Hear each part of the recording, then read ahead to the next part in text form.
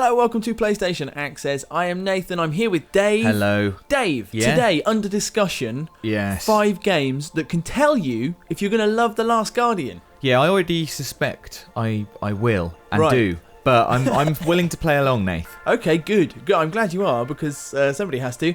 The first game, and we have chosen these. Some of them are going to be counterintuitive, and you might say, shut up. But the point is that it's the sum of the parts. I'll do that. Okay. Viewer. And the other thing to mention, I guess, is that the reason that we've done it this way, Dave, is because we don't just want to splurge loads of The Last Guardian on the channel. Yeah, it's a game it's difficult to show lots of. I mean, we just don't want to give anyone any spoilers. Yeah, exactly. So there will be footage of The Last Guardian in here to illustrate specific points, but they're just going to be like nice environmental shots. Yeah, because it would be awful if you saw something you didn't want to yet. Exactly. So number one is, this one's alright. This one was a pretty safe ground with Journey. Yes, definitely. And the reason we picked Journey is because of the environment and the atmosphere. Yeah, exactly. And the sort of, the unknown. There's so much unknown in Journey. It doesn't tell you a lot.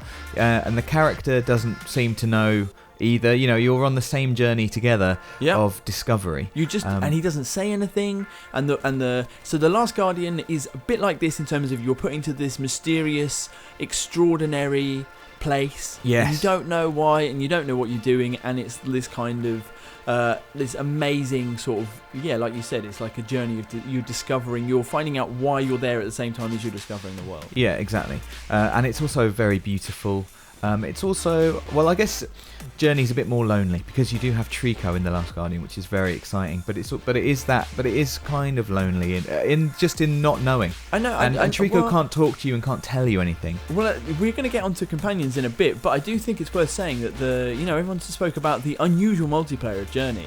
And that people would join you sometimes and simply float along by you, and you have that kind of inscrutable relationship where you literally can't communicate with them verbally. And that is also like The Last Guardian. Yeah, well, that's a very good point. And there's loads of joy when you would find another player in Journey. And I think that is the joy of... it's so much. It's like you're so happy to be with Trico in this place. And I think that there's something. I mean, The Last Guardian is a game essentially about companionship. Yeah. And about relating to another living thing, not verbally. You're not just like writing in texts. You know what I mean? Yeah. And Journey is kind of about that too. So that's Journey. So that's completely fine. That one's definitely true. That made loads of sense. So now, number 2 is Bloodborne. Okay. Direct line there. Yes. Of course. Yes. Well, no, there is. So what this is really because The Last Guardian, I think it's everybody knows it's been in development for a long time. Yes, that's true. Originally it was going to be a PS3 game, and the games which inspired it and the games that the team had worked on previously were on PlayStation 2. And what it has still is this incredible relationship at the heart of the game, but then around that, the actions that you do are really classic sort of puzzle designs. Yeah. 3D platforming. Yes, yeah, definitely. The way you interact with the world, they're sort of like, old school, clunky kind of like levers and things like that. Yeah, and again, more of the being immersed in a place that you don't know or understand. Absolutely. You don't know what's going on. You're on a journey of discovery in that sense. Yeah, no, I do think that these are things which are... I don't know if it's probably wrong and ignorant to say that it's just because both games are Japanese, but I feel like it's the way that there is like a style which of... I think inscrutable is probably another... I mean, I've already used that word, but what I mean is it's another... It's like a mystery. It's like the way that the world and its kind of secrets are parcelled out to you, and then you are... while you're physically in the act of running around the place and then solving puzzles within it.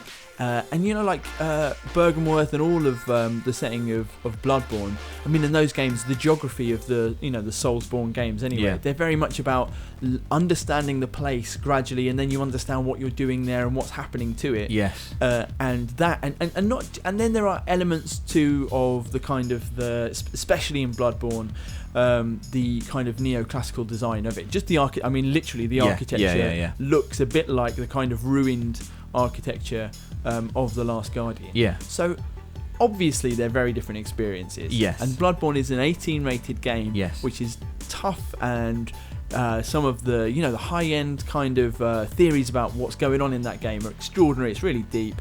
The Last Guardian, it feels to me, is more of a mystery, and obviously it's a 12-rated game that you can play with younger players. Yeah.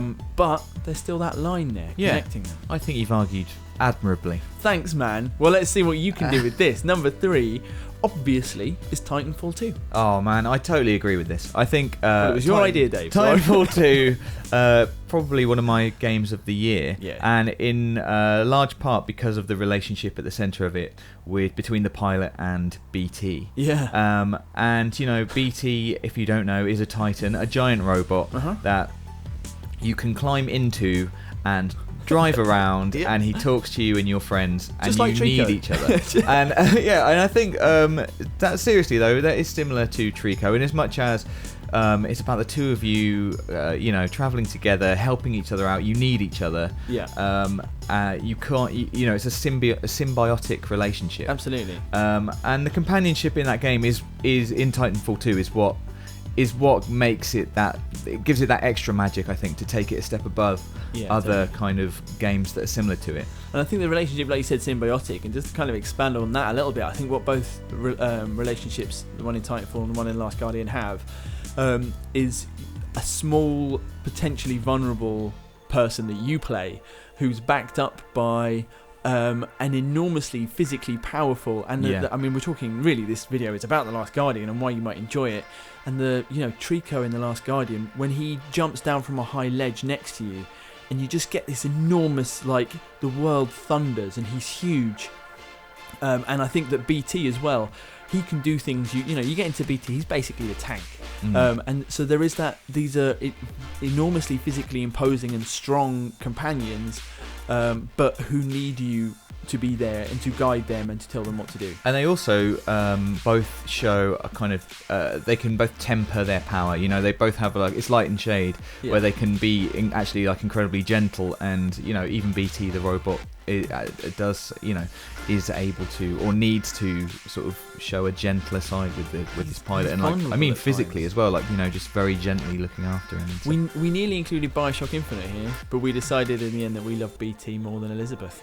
Yes, but only a little bit. Yeah. Number 4, again a natural one.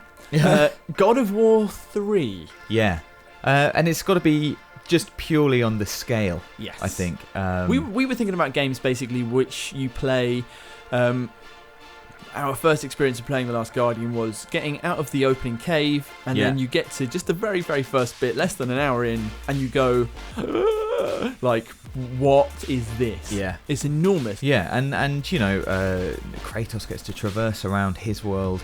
I mean, and bosses as well, on the scale. Dude, on the Titan, like, there's that, I mean, I was one of the first people to play God of War because I reviewed it, so I went to Santa Monica Studios, and there's always that strange thing of not really knowing what to expect, and you just, like, there's no one for me to, like, I didn't see a headline that said, the scale in God of War is completely ridiculous and it will blow your mind.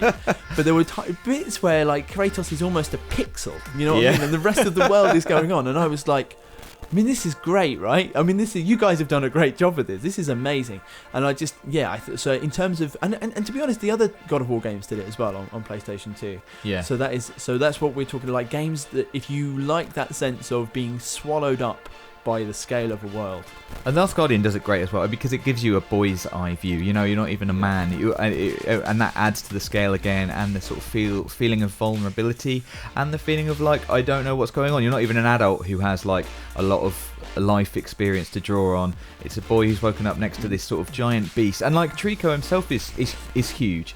And you get to climb all over him, which you can do, which made me think about God of War's, like, climbing on other things. Yeah, exactly. No, I think you're right. And like, obviously that's very different from Kratos, because he's undaunted by anything. But you do in The Last Guardian, it uses the scale in a different way. Yeah, and there are just I think there's so much to be said about the way that the boy has been animated, and even his standing still pose, straight backed. His head is slightly bigger than, out of proportion than if he was an adult.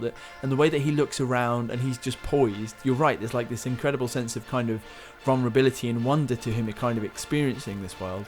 Oh man, it looks. I mean, I'm not finished yet, so let's get this video done. Yeah. And we have completely cheated with number 5. Yeah, but you can see why. Because we weren't gonna. We were trying to do it without doing this, but everything we've done adds up to number 5 is if you've played, and we're gonna put them in one entry. But Ico and Shadow of the Colossus, man, turns out there's nothing really. This is what we learned making this video. There isn't anything else like these games, really. Yeah, and I think that's like an amazing sort of thing to say about them. In fact, the games we've mentioned so far, you could probably argue have taken a lot of inspiration from Eco. I mean, if you wanted to unpick the entire reason we made this video, Dave, yeah, you could argue that. Yeah, they are unique, and I'm sure there's a lot of people out there who haven't played them. Maybe a lot of people who are wondering why other people are so excited about The Last Guardian. Yeah. And it is because they are so unique. They tell like a particular kind of story. They make you like feel emotions that other games don't. Yeah. It's, they reach places that other games can't.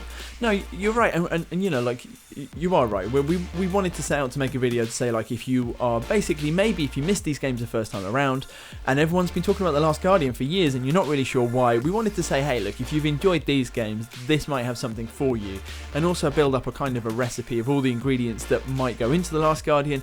But really, Ico and Shadow of the Colossus offer these experiences where they're setting these worlds that will take your breath away. And like, I do mean that literally. I think you're playing Ico for the first time. We're talking about scale, and obviously it's a while ago now, but the kind of the scale of the castle in that, and then obviously the scale of the Colossi in Shadow of the Colossus, and also then the relationship between in the first game between the boy and Yorda, and then in the second game between you and your horse, your lovely horse. These things are building up to an like this. Guillermo del Toro says that he's getting into games. Mm-hmm. I saw that this weekend. He's in Death Stranding. He says that Ico and Shadow of the Colossus are 2 of the only games that he would call masterpieces, and you can see why. Like the art debate is so tired, it's dead. Like, but the idea that there's like a vision or like just a unique philosophy or sensibility behind these games. There are things in them. They're about companionship in these extraordinary worlds, and they're completely beautiful. That mean you can only, in some cases, you can only really compare them to each other. Yeah. And I feel like it's also worth saying in this video, if you liked Ico and Shadow of the Colossus, I mean, like, you're home. Like, this is exactly what you wanted, and it's it's here now. So go and buy it and play it. Yeah. So as much as it's like the other games we've mentioned, it's also completely unique, and I think that's reason enough to want to investigate this game. I mean, I think you'll be hard pressed to not love it, because I don't know. It's a different experience. It talks to you as a human in a different way. I'm so excited to play more. Right, there we go. A contentious list, a 5-point list. Games that can tell you if you'll love The Last Guardian. And we should probably say that there are lots of games that we could have talked about, 100%. But we tried to keep them quite mainstream. Yeah, no, we did. We wanted to keep it to stuff that might strike you as slightly surprising. So let us know in the comments whether you think these have been good choices. If we've missed anything obvious that we should have put in here, then let us know in the comments as well. And more than anything, I hope you go out and play or look into playing The Last Guardian this week. I think it's really been worth the wait. So like this video, please. Get involved in the comments and subscribe to PlayStation Access. We've got loads more coming up.